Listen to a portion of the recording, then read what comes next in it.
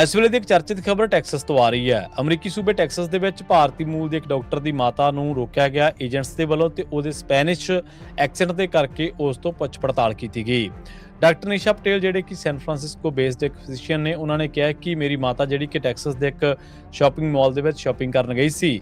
ਜਦੋਂ ਉਸ ਨੂੰ ਏਜੰਟਾਂ ਨੇ ਰੋਕਿਆ ਤਾਂ ਉਹਨੇ ਸਪੈਨਿਸ਼ ਬੋਲਣਾ ਸ਼ੁਰੂ ਕਰ ਦਿੱਤਾ ਤੇ ਇਸੇ ਕਰਕੇ ਉਹਦੇ ਐਕਸੈਂਟ ਦੇ ਉੱਤੇ ਸਵਾਲ ਚੁੱਕਦਿਆਂ ਏਜੰਟਾਂ ਨੇ ਉਹ ਤੋਂ ਖਾਸੀ ਪੁੱਛ ਪੜਤਾਲ ਕੀਤੀ। ਬਾਅਦ ਦੇ ਵਿੱਚ ਉਸ ਨੂੰ ਉਦੋਂ ਛੱਡਿਆ ਗਿਆ ਜਦੋਂ ਉਹਨਾਂ ਨੇ ਆਪਣਾ ਫੋਨ ਦੇ ਵਿੱਚੋਂ ਅਮਰੀਕੀ ਪਾਸਪੋਰਟ ਦਿਖਾਇਆ, ਕਿਉਂਕਿ ਉਹ ਪਿਛਲੇ 47 ਸਾਲਾਂ ਤੋਂ ਯਾਨੀ ਕਿ ਅੱਧੀ ਸਦੀ ਤੋਂ ਅਮਰੀਕਾ ਦੇ ਵਿੱਚ ਰਹਿ ਰਹੇ ਨੇ। ਡਾਕਟਰ ਨਿਸ਼ਾ ਪਟੇਲ ਜਿਹੜੇ ਕਿ ਸੈਨ ਫਰਾਂਸਿਸਕੋ ਦੇ ਵਿੱਚ ਕੰਮਕਾਰ ਕਰਦੇ ਨੇ, ਉਹਨਾਂ ਨੇ ਦੋਸ਼ ਲਾਇਆ ਕਿ ਜਿਹੜੇ ਆਈਸ ਦੇ ਏਜੰਟ ਨੇ ਉਹ ਅਮਰੀਕੀ ਨਾਗਰਿਕਾਂ ਨੂੰ ਵੀ ਹੁਣ ਤੰਗ ਪਰੇਸ਼ਾਨ ਕਰਨ ਲੱਗੇ ਨੇ। ਉਹਨਾਂ ਨੇ ਕਿਹਾ ਕਿ ਇਹ ਜਿਹੜੀਆਂ ਰੇਡਾਂ ਸਨ, ਜਿਹੜੀਆਂ ਛਾਪੇਮਾਰੀਆਂ ਸਨ, ਉਹ ਅਨਡਾਕੂਮੈਂਟਡ ਲੋਕਾਂ ਤੋਂ ਸ਼ੁਰੂ ਕੀਤੀਆਂ ਗਈਆਂ ਸਨ, ਪਰ ਹੁਣ ਇਹਨਾਂ ਦਾ ਜਿਹੜਾ ਡਰ ਹੈ, ਇਹਨਾਂ ਦਾ ਜਿਹੜਾ ਖੌਫ ਹੈ, ਉਹ ਅਮਰੀਕੀ ਨਾਗਰਿਕਾਂ ਤੱਕ ਵੀ ਪਹੁੰਚਣ ਲੱਗ ਪਿਆ।